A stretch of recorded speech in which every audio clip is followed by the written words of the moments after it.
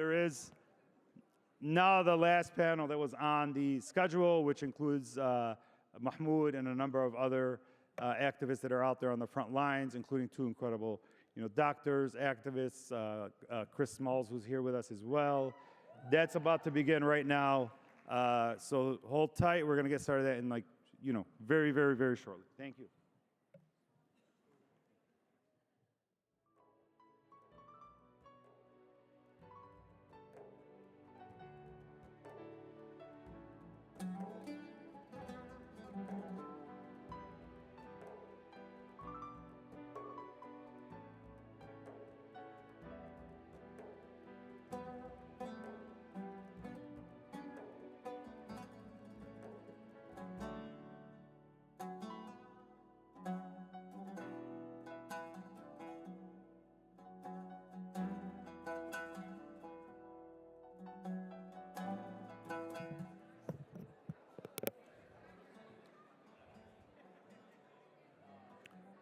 All right. All righty. All right. Everyone ready for our final panel discussion of the day? All right. All right. Well, how do organizers put their bodies on the line and inspire others to follow? How can influence translate into real-world power? This panel brings together some of today's most impactful and consequential movement leaders to examine the strategies, sacrifices, and breakthroughs that define organizing in our time. The discussion will explore what it means to sustain momentum under pressure and mass distractions, and the lessons learned from movements that have changed the political and cultural landscape, with the lasting vision, discipline, and courage required to organize at scale. So please welcome our panel first, our moderator, former Michigan State Representative Ibrahim Aiyash, National Labor Leader Chris Smalls. He is a Chief of Surgery at FAJR Global, Dr. Mohammed Tahir. He is an emergency physician and humanitarian advocate, Dr. Muhammad Mustafa. She is a 2025 University of Michigan alumna. Say go blue for Salma Hamamy. And of course, the man, the myth, the legend, Mahmoud Khalil.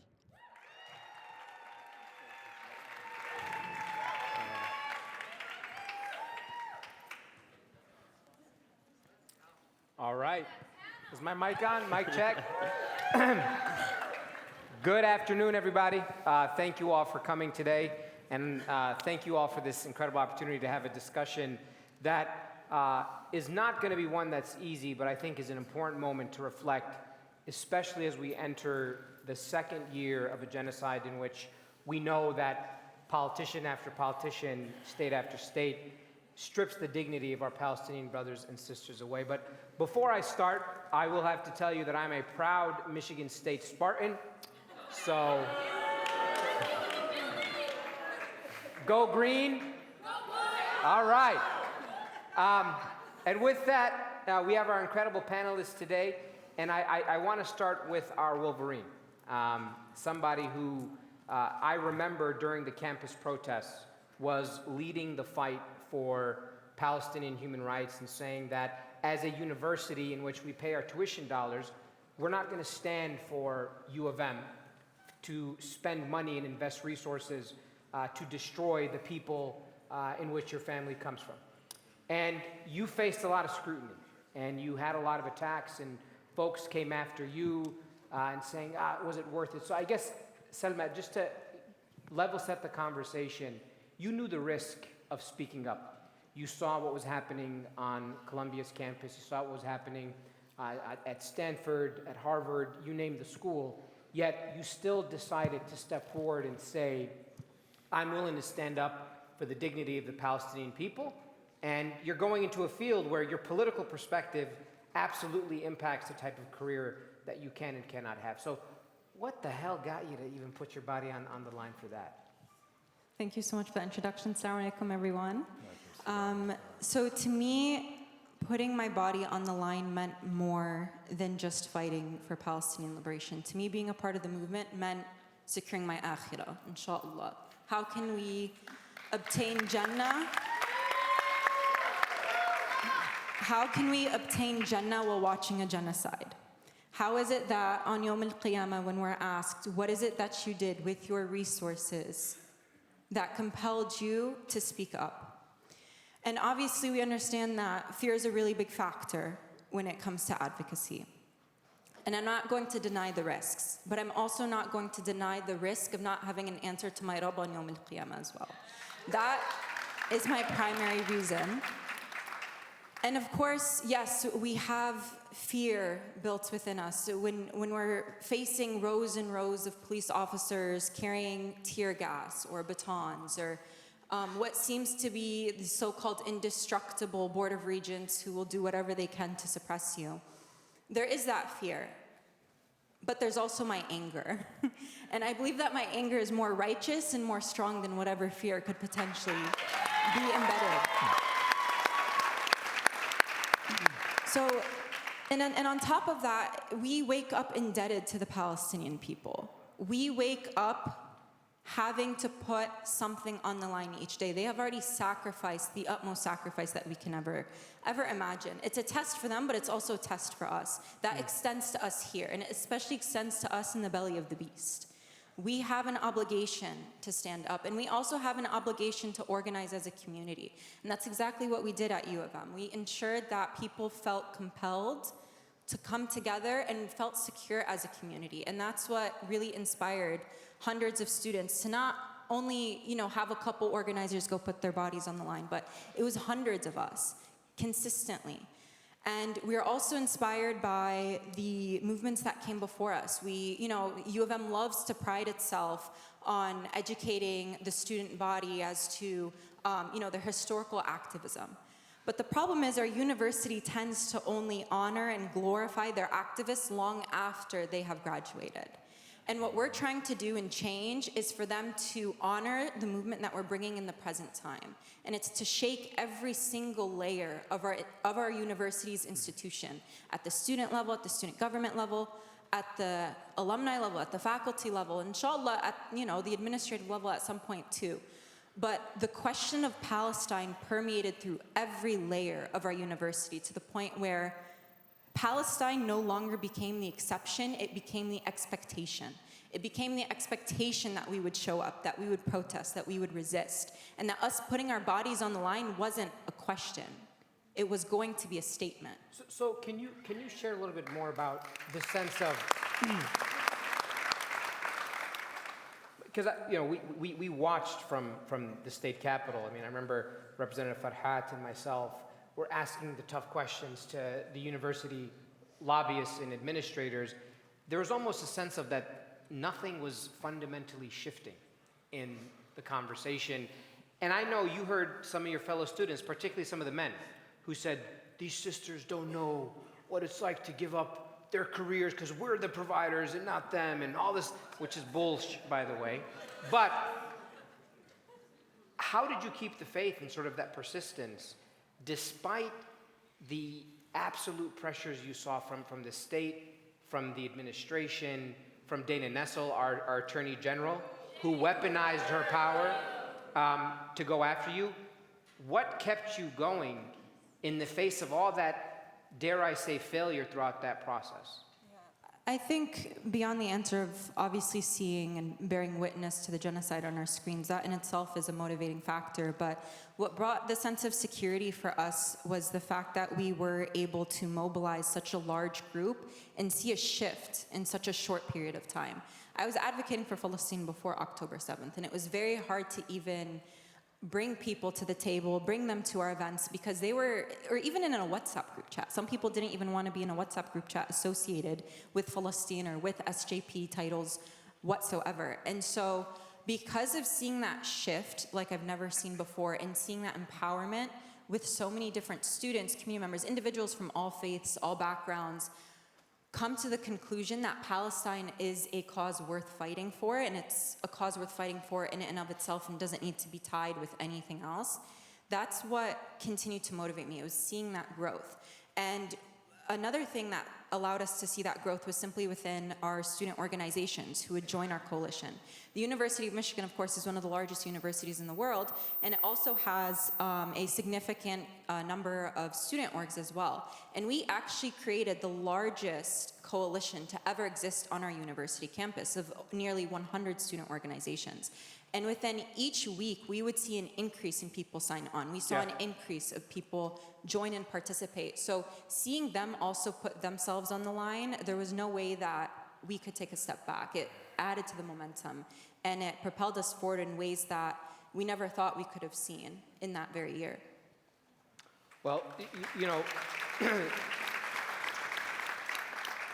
the work you did at the campus, I think, is a common thread in terms of organizing people, even when it seems hopeless. And I think of you, Chris, in that regard, where during COVID, you were working, was it Jersey at the time? Staten Island. Or Staten Island? Yep. Okay. And when you were there, you said one of our workers came in sick during COVID. Here you are helping Jeff Bezos become a trillionaire, all the while they're not doing anything to dignify the work that you do. So you go through this process, you say, I'm going to organize my people to stand up for their rights. They ironically say you were a good face because they thought he's dumb, he's black, and he's uneducated. And that's enough for them to say, oh, he's the perfect poster child. Yeah. And subhanAllah, you end up from helping build unions for the working people in this state, and you end up on a flotilla almost to Gaza. And I know that you were the only black person on that flotilla. Yeah. So the treatment that you got when the Israelis captured that ship was far different than from the rest of your counterparts. There's about 20 of you guys, if I recall. 21 of us, 19 activists, 2 journalists. Yeah. What the hell were you thinking? Going on a ship to go all the way to Gaza. And what drove you to go from organizing and becoming sort of a darling in the labor space to saying, I need to make sure that Palestinian babies are getting access to baby formula? So much so that I'm going to ship across the Atlantic to make sure that it happens. Yeah, I mean, you already mentioned it, you know, just like COVID, it was a life or death situation, and me getting on the Hundella was a life or death situation.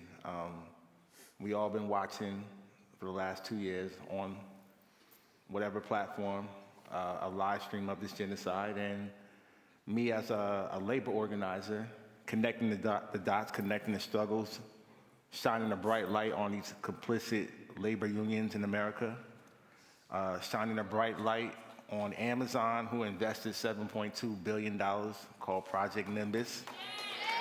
And as you mentioned, I'm a father. I have 3 beautiful kids. My kids are 13. How old are you? 13. My twins are 13, and my oldest is it's actually his birthday is tomorrow. He's turning 16. So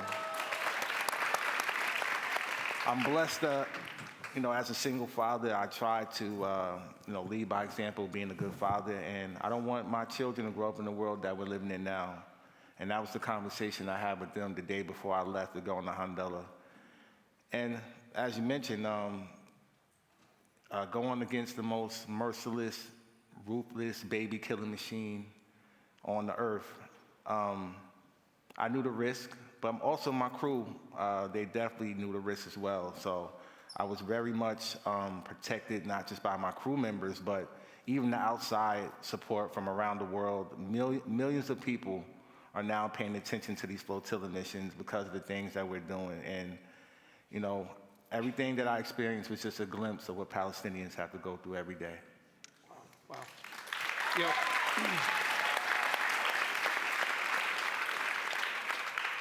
you talked about fatherhood, and I can't imagine what it's like for someone to have their first child and not be there for that moment, especially in the Muslim tradition. You know, the father is generally the person that does the call to prayer in the child's ear. And Abu Din, you were in cinder block cell while your son came out of the womb and came to life. And you wrote in the letter to your son, you said that, why do faceless politicians have the power to strip human beings of their divine moments?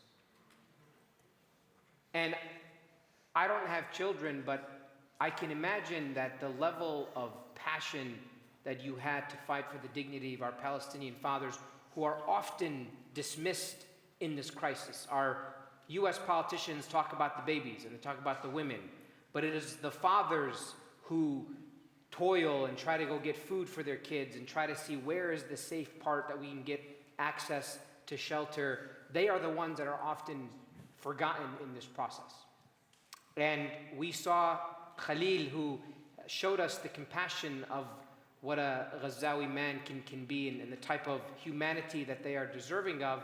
All the while, you were here saying that people from my community deserve the same dignity and that the country that I live in should not be bombing these fathers. And then your fatherhood, in that precious moment, they tried to break that from you. Can you walk us through that experience when you were in jail, knowing that your wife was going to give birth and you were not going to be there for the moments of Dean's first breath? I mean, that was absolutely one of the most difficult moments anyone can go through. The cruelty and the dehumanization of it. And, you know, like, of course, I'm not the first father to miss the birth of their children, but, you know, and I said it like my absence was not out of apathy, but like of conviction. And to have missed that moment that Noor, my wife, and I, we dreamed about it like for so long. Like we changed all our plans so that we are together in New York in that moment. And then to miss that moment just because, you know, they did not like my speech. They wanted to literally like just be cruel against me in by any means, you know, whether it is by sending me over 1,400 miles away from New York, from my home, by rejecting even to transfer me back to New York to be close to my family, by rejecting to have a contact visit with my family. We had to get a court order to allow me to literally hold my son after a month. Wow. So imagine the level of cruelty there. But as I mentioned in the letter, and they continued to talk about the dehumanization of Palestinian men as in general, as in, you know, like whether it's also, unfortunately, a lot of us also tend to do that. We only talk about the women and the children, but forget the fathers. As if, you know, like if you are a Palestinian man, that means that there is some sort of, you know, you're not actually innocent, or you deserve to go through hell or to die. But also we know, you know, fatherhood in Palestine, where there is tens of thousands of Palestinian political prisoners who are being also stripped away from their families, or those who are trying to just like to be with their family, but also to fight for their families. So that's what I think. What I felt about like during that moment. You know, when I was like 7, 8 years old and watching Muhammad al-Durra and Jamal al-Durra, you know, like the father protecting the child, both innocent, or Iman Hajjo, who was a 2 months, I believe, years old, who also was killed in 2002 in Gaza, and their family were trying to protect her. But this is what they wanted. What they want to do is just to break us, to show that they can and they have the power to go extra mile, to criminalize you or to prosecute you, so that you would literally break and just say like, I wish I never did what I did. So let's talk about that, because no one could have predicted the heinous level of authoritarianism that Trump and his administration have unleashed on folks. But there had to be some sense of risk that you knew would come with saying Palestinians deserve human rights, which is kind of a crazy thing to think about. You're not saying anything insane. Or saying on Columbia's campus, because you are an academic, so you choose your words carefully. When you speak to administrators to try to find a point of resolution between the students who decided to go in the encampments, and when you talked to folks about why this was an important issue, why didn't you just decide to say Deen is more important than the risk of whatever implications would come from protecting this issue? Why did the cause outweigh the real fear, or was it something that you just could not anticipate? My love to Deen is endless. Like, that's like, as everyone, their love to their children is endless, and there's nothing that can compare to that. But I think both things, you can never compare them. Sure. Because it's not about like what's more important or which one I love more. And as Chris said, but I also wrote it in the letter when I said that this experience is literally a drop in the sea of the Palestinian struggle and sorrow, what I'm going through. Because when I still, like, at that moment, I felt that I am actually lucky to be safe, to know that my wife and the newborn are also safe. They are in a hospital. And thinking about, again, the hundreds of thousands of people who don't have that, unfortunately, privilege. And again, as you said, we're not doing anything wrong. We're literally protesting a genocide. You were protesting the use of your tuition fees, your tax money, not to be invested in that genocide. And as you said, we told Colombia we wanted, just stop investing in companies complicit in human rights violations. As you should. Why, as an educational institution, you are investing in such companies? But for them, they did not want to give to give any sort of way that they are criticizing Israel, because they know once Colombia does that, most of universities across the world will follow. It's more of a domino effect. But again, I'm with my fighting here, I'm also fighting for the future of my child. I don't want him in a number of years to be also attacked and targeted for being Palestinian, for being Arab, or just for being who he is. So that's part of it. I'm not only doing it for the people of Palestine. No, I'm doing it for him and for us.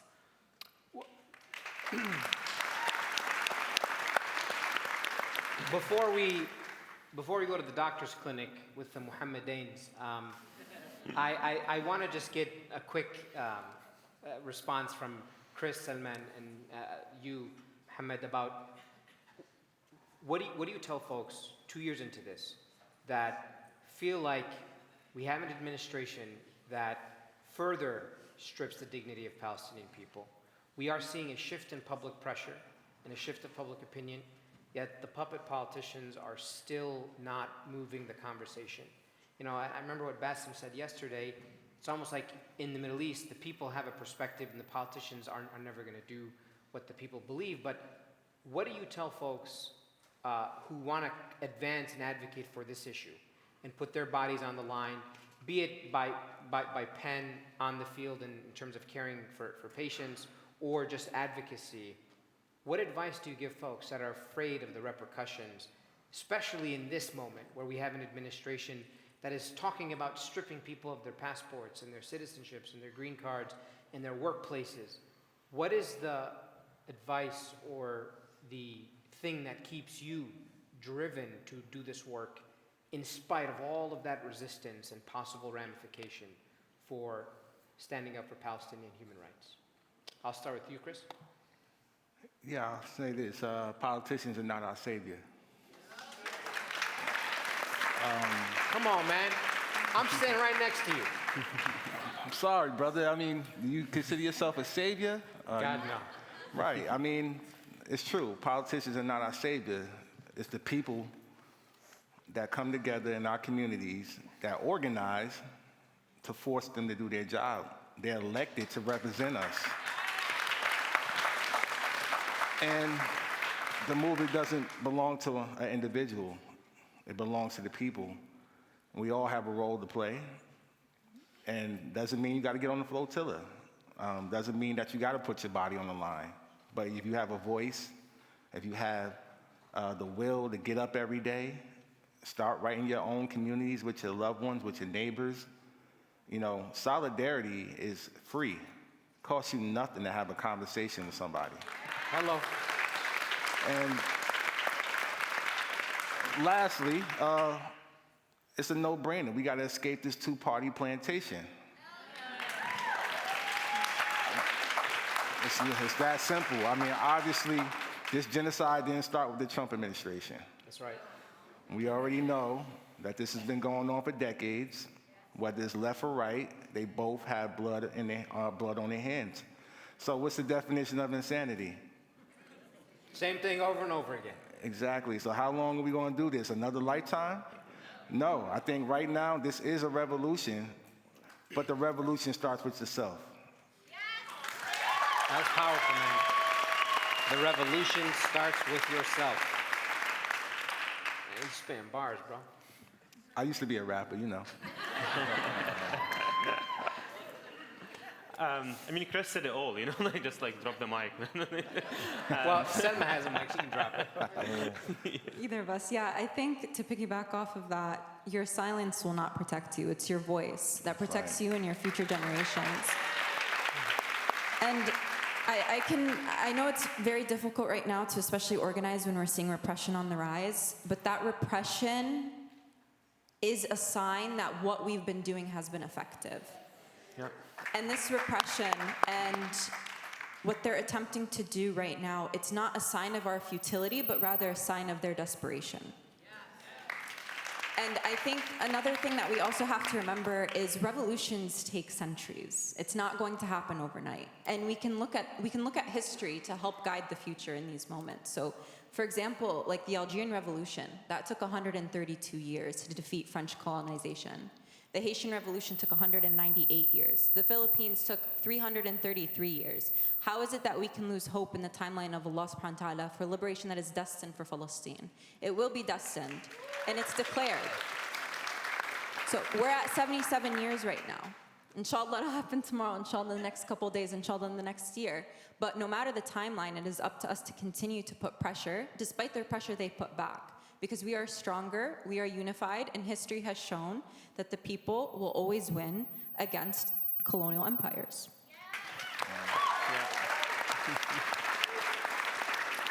Mahmoud, you have to say something, but I just want to say they had bars, right? She said her bar was silence won't protect you, your voice will, right? I forgot your bar, Chris. What did you say? The revolution. The revolution. You gotta have the revolution internally first. I said it much worse than you did. God. All right. Well, the pressure is... Take us to lecture, Professor. No, I mean, I'm sorry for that, but you know, the fact, and just like building on what Salma said, like the fact that the Trump administration came after a student for their speech means that we are winning, means that we are actually making all this happening. And you know, these are not wins. Like the shift in the public opinion is not like a huge win, because you know, like Palestinians, I said it, like they don't need people's sympathies, they need action. And with this change in narrative, we need to literally, like, how can we persist and continue until we achieve the change that we want? And again, unfortunately, institutions are the last to respond to to people, like to the change on the ground. But we should make them feel the heat. Like that's why we shouldn't take anything as a win, and we should continue. But believe me, it will happen in a day and a night where we see that Palestine is liberated. Just like we need to continue. Inshallah. All right, it's time to go to the clinic. Dr. Mustafa, how much protein do you have in a day? No, I'm joking. On a serious note, you are Ghazawi, Yeah. and we can clap for that. Talk to me about what inspired you to go to Gaza and say, I'm willing to literally put myself in a life and death situation to try to treat people. And then I'm sure you saw people with last names that you knew, Yeah. families that you had connection to. And rumor has it you fell in love in Gaza, which speaks to the old tale that Palestinians will find something out of nothing, because that is the resiliency of these people, and that includes love. So, Alf Mabrouk, first of all. But can you share a little bit about what compelled you to say, I'm going to go to Gaza and do what I can to treat these people, knowing what we saw in the videos and the photos and just the utter destruction and disregard for human life, that limbs and blood and just the amount of goriness that we were experiencing on our phones. You decided to go there and say, I want to do something about it on the ground. So, there's so much of that question that I can answer. I think the first thing I would say is about, getting married in Gaza, right? I went into Gaza thinking, I'm going there to help. I'm going there to give my time, my effort. I'm giving up, my salary at my job. I'm giving up my safety, and I'm going there to help the people of Gaza, right? And I thought I was sacrificing for Gaza. And then when I leave Gaza with the most precious gift that anyone could ever have. And do you know what it taught me? Yeah. When I was there in Gaza, and despite the lack of food and the death and the destruction, Gaza was still able to give to me a crown jewel, despite its destruction. And that to me showed me exactly what Gaza is no matter what we feel about Gaza and Ahl Gaza, they will always make the best out of a bad situation, and they're always willing to give. They gave me, Noor, and I'm indebted to Gaza for the rest of my life,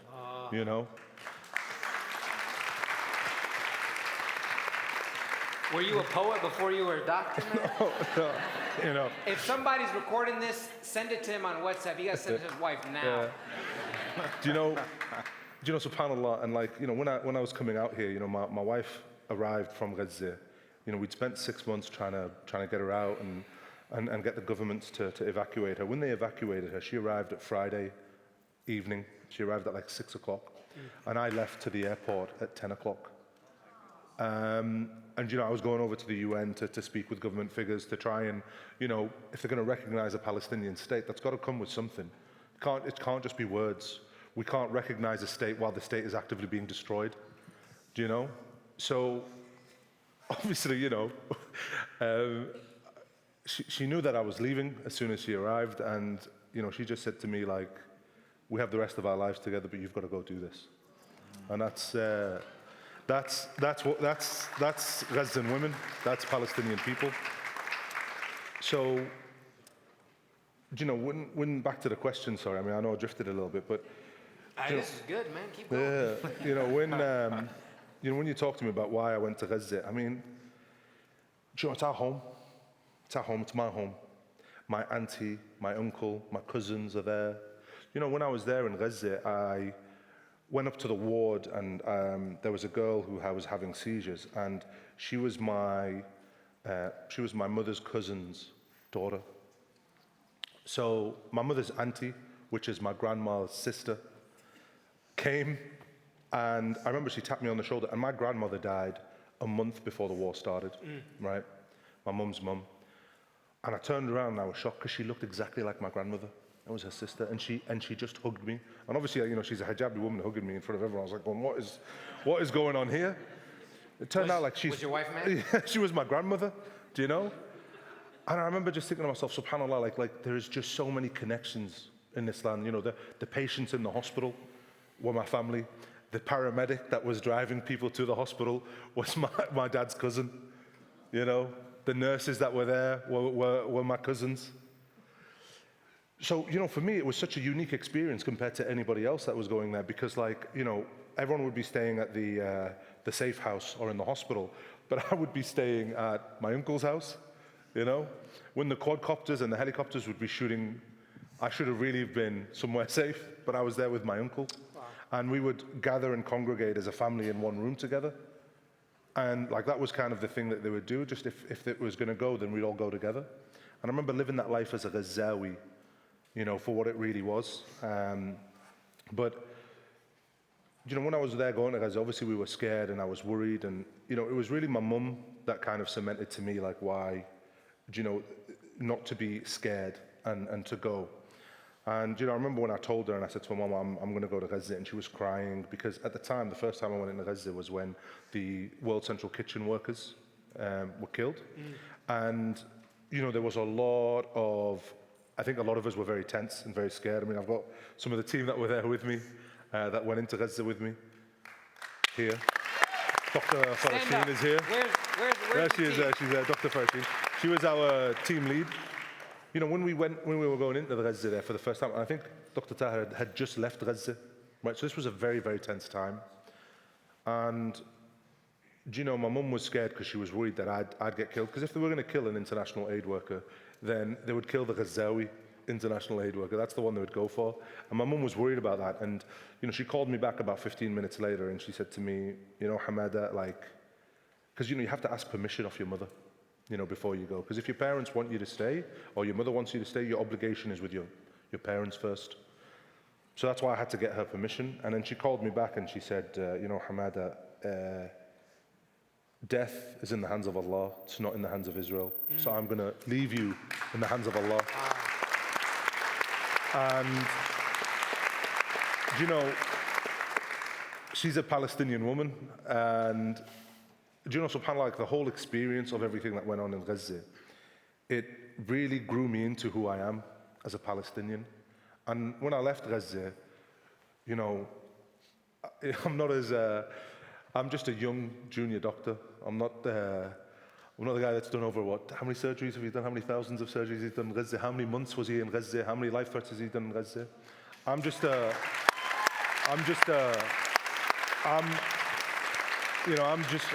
young ER doctor. But the one thing that made me want to talk about it all was I was looking on TV and the people that were talking about us and our struggle were not Palestinian people. The people being centered, these doctors that were coming out, were not Palestinian doctors. Now, there's only a few Palestinian doctors that managed to make it into Gaza. A lot of us were rejected. And I felt like as a Ghazawi doctor that's got a British accent, I felt like I could resonate with people, I could talk to people, I could humanize who we are as Palestinian people, because that's the story that needs to be told. I need to tell them the story of what it is to be a Palestinian. Now, you know, I always talk about the women and children, right? And some people have always come up to me and said, why do you never talk about the men? And I say, you know, we are seen as the enemy, as the men, but I want to present myself in a way where I represent the men of Palestine. I talk about the women and children, but I represent the men of Palestine. And if I carry myself in such a way that they can't see me then as the enemy anymore because of the way I conduct myself, the way I carry myself, despite the racism that I've faced, despite the death threats that I've faced for talking out, despite the smearing that I've faced, to me it doesn't matter. What matters is I've got to tell people about what it's like when you walk through, and you know, Dr. Tahir knows this, when you walk through a mass casualty event and you've got children on the floor with their guts hanging out, you've got people with missing limbs, you've got, you know, people sat there with half their face blown off and we don't even have painkillers. We're operating on people, and Tahir will tell you about this, we're operating on people who we don't even have proper anesthesia for. They're not fully asleep while you're trying to amputate their limbs, while you're cutting through their chest. And, you know, I felt it was important not only to tell the story of Palestinian people, but to tell people that, you know, regardless of what your politics are, regardless of which side you fall on, none of this can be okay. This can't be okay. This can't be our new normal. And that's why I, you know, decided to pack my stuff into a storage unit, and I've lived out my suitcase ever since.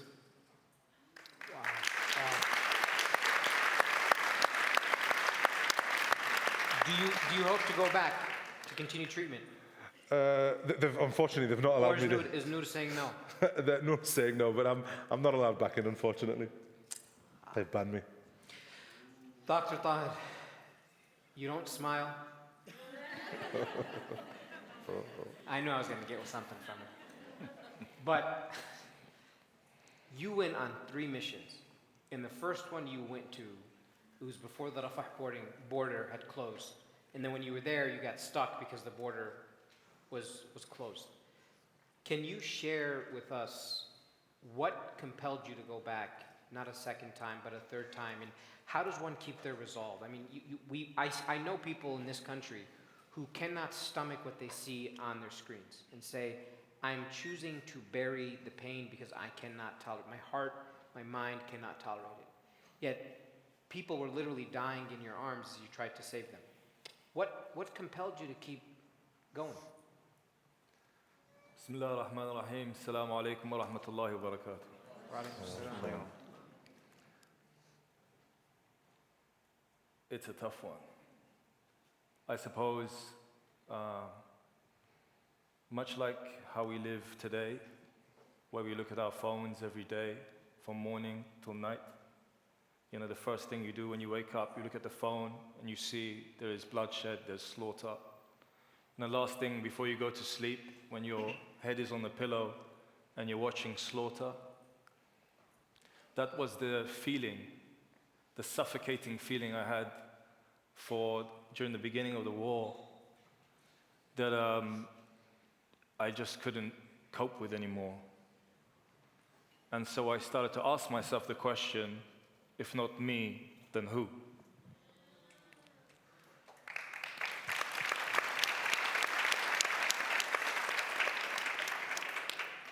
So I made a decision that I had to go to Gaza, because we know we've seen wars in Palestine over the years, but this one lasted longer and just didn't seem to stop.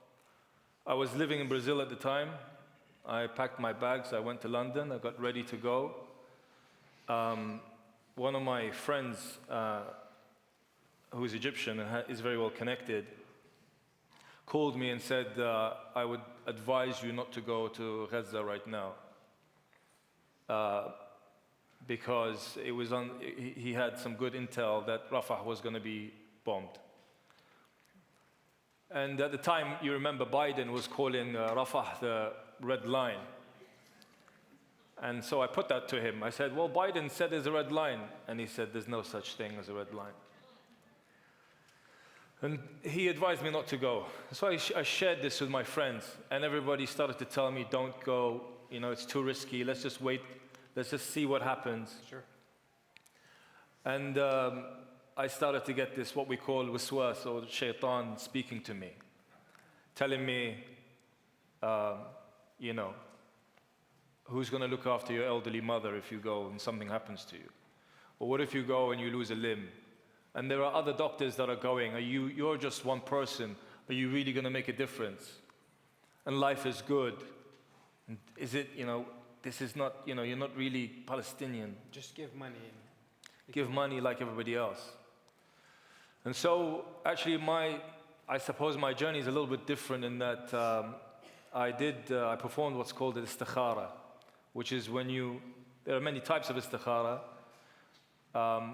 where you open the Quran, you pray 2 rak'ats to Allah subhanahu wa ta'ala, you make dua, make supplication, and you open the Quran for guidance. And I opened the Quran like that. And the ayah in the Quran that came to me was, أعوذ بالله من الشيطان الرجيم يا أيها الذين آمنوا ما لكم إذا قيل لكم انفروا في سبيل الله اتثاقلتم إلى الأرض أرضيتم بالحياة الدنيا من الآخرة فما متاع الحياة الدنيا في الآخرة إلا قليل. I'll translate that for you. What is wrong with you when you are called upon to go forth in the way of Allah that you cling firmly to this earth? Do you not realize that the hereafter is better for you? Surely the benefits of the hereafter are greater. For me, this was a life-changing experience. And so any doubt, any fear in my heart was immediately eliminated. And I said, I got to go to Gaza. And so I went. And yes, the Rafah was bombed, and we were trapped. And we didn't know what was happening at the time. Things became very real. We started to see mass casualty events that I'd never seen before. And we were forced to leave. I don't know if you guys might remember, but basically the US State Department got involved to extract the American doctors, and the Brits went along with them. We didn't have a choice. When I was on the car leaving Gaza, I applied for mission number 2. Because I knew I had to get back as soon as possible, because I was witnessing a genocide, a slaughter, a destruction of a people, of an innocent people, a people who had taught me so much about what it is to be a human, a Muslim, an Arab, a person of faith. I witnessed this firsthand. I witnessed the person who lost his eye immediately give thanks to God. He would say, Allahumma ajirni fi musibati wa khlif li khayran minha ya Allah. Immediately. I witnessed people under the effect of sedation, anesthesia, reciting the Quran in the most beautiful of tajweed. I saw people very willingly accept that this was the determination of Allah. And there's nobody that goes to Gaza and leaves Gaza the same. And so I worked extremely hard to get back into Gaza. So I got back for mission number 2. This was 2 months. And then I left. And then I went back for mission number 3. And this time I said that I will not leave until the end of the war. And I stayed month after month after month. And I would operate every single day, from morning till night, such that our slogan in Gaza became Hatta Matla' al-Fajr, or until the rise of dawn. It was a play on the name of our organization, FAJR. And I lost weight rapidly, I didn't sleep, I was tired, I was exhausted, but I believed in this cause, and I was prepared to put everything on the line. And I only left when the ceasefire occurred.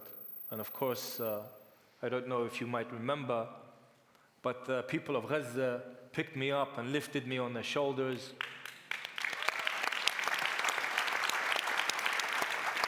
But really, I felt so embarrassed because I felt I should be lifting them on my shoulders for all the lessons that they have taught this world. You know, the cause of Gaza, of course, it belongs to the people of Palestine primarily, but it is more than that.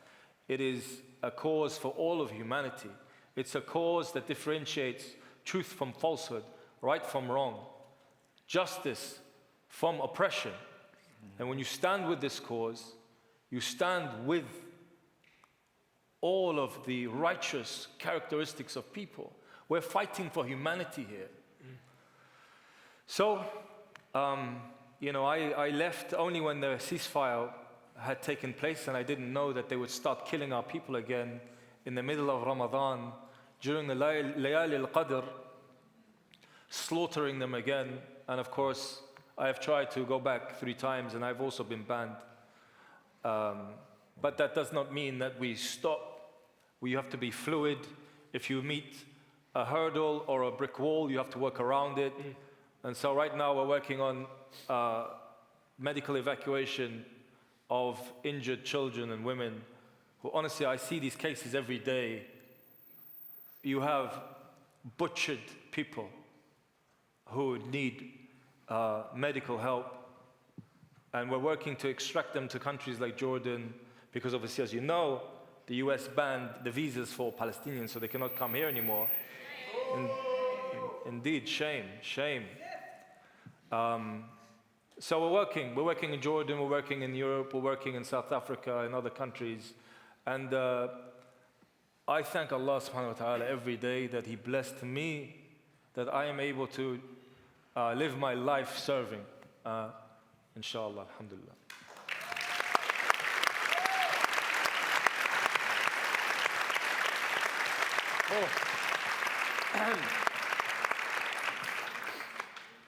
Dr. Tahir, you don't smile, but you know how to make me cry,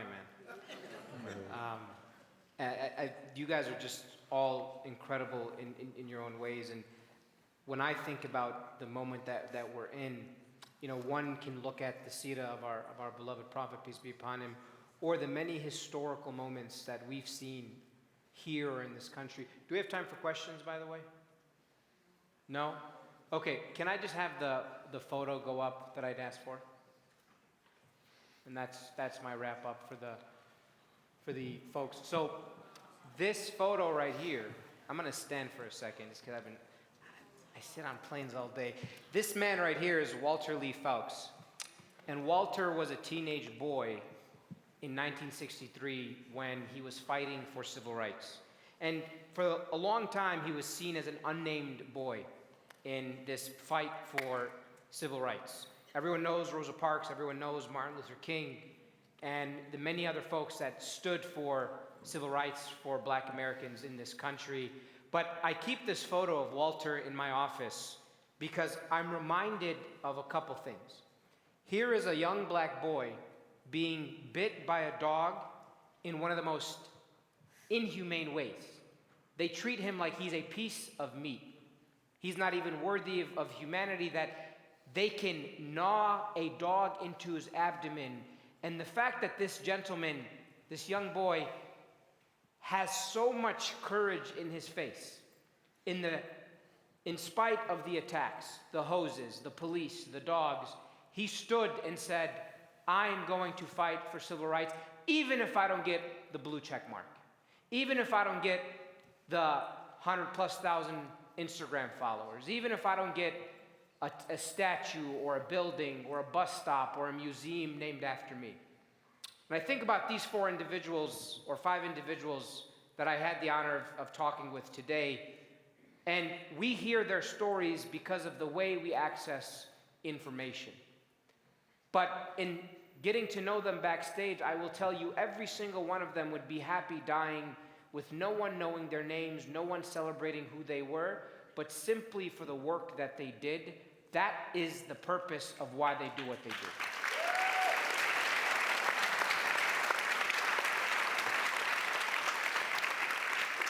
And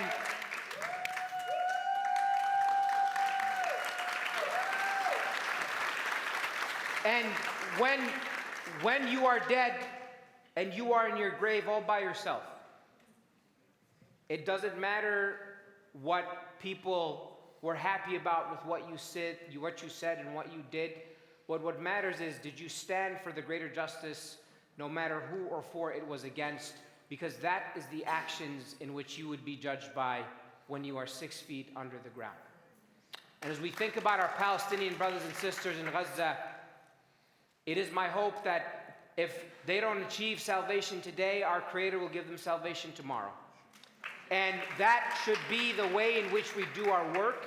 And I want to thank all 5 of you for doing what you can do in the ways that God has given you the opportunity to do that work. In spite of the implications, in spite of the consequences, you stood up and said, I will put my body on the line to speak for a free Palestine, to speak for a dignified Palestinian people. And inshallah, all of us will have the opportunity to visit Noor's family, to visit the patients that you helped treat.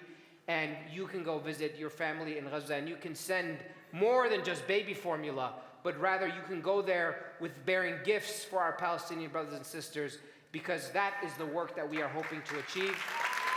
Round of applause for our panelists, everybody. Chris Smalls, Dr. Mohammed Tahir, Dr. Mohammed Mustafa, Salma Hamamy, and Mahmoud, Khalil. We will see you all tonight at the gala. Thank you all for coming to ArabCon 2025. Thank you, everyone. Thank you.